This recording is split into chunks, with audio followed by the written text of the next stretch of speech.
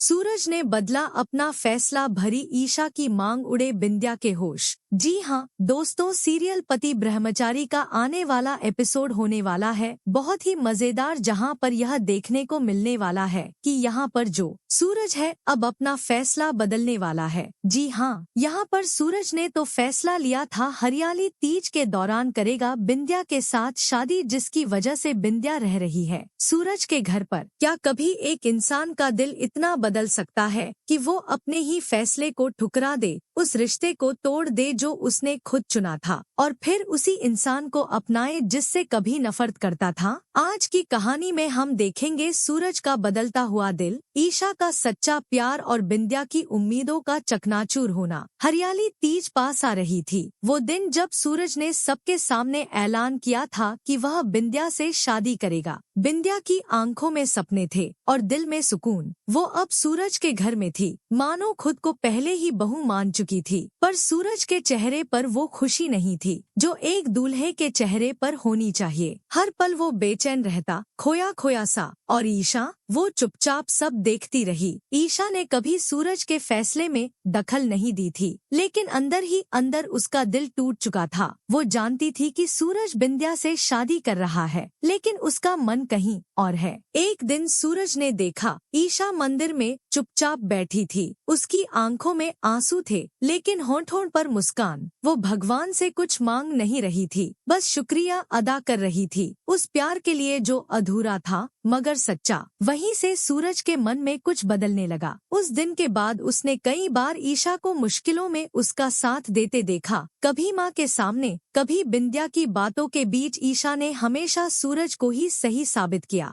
धीरे धीरे सूरज को एहसास होने लगा कि ईशा की खामोश मोहब्बत उससे कहीं ज्यादा गहरी है जितनी वो समझ पाया था। बिंद्या को जब ईशा की बढ़ती नजदीकियां खटकने लगी तो उसने चालें चलनी शुरू की। एक दिन उसने घर में ड्रामा रचाया कि ईशा ने उसे धक्का दिया। सब हैरान रह गए, लेकिन सूरज को कुछ समझ आ गया। बिंद्या हर बार ड्रामा करती थी और ईशा चुप रहती थी।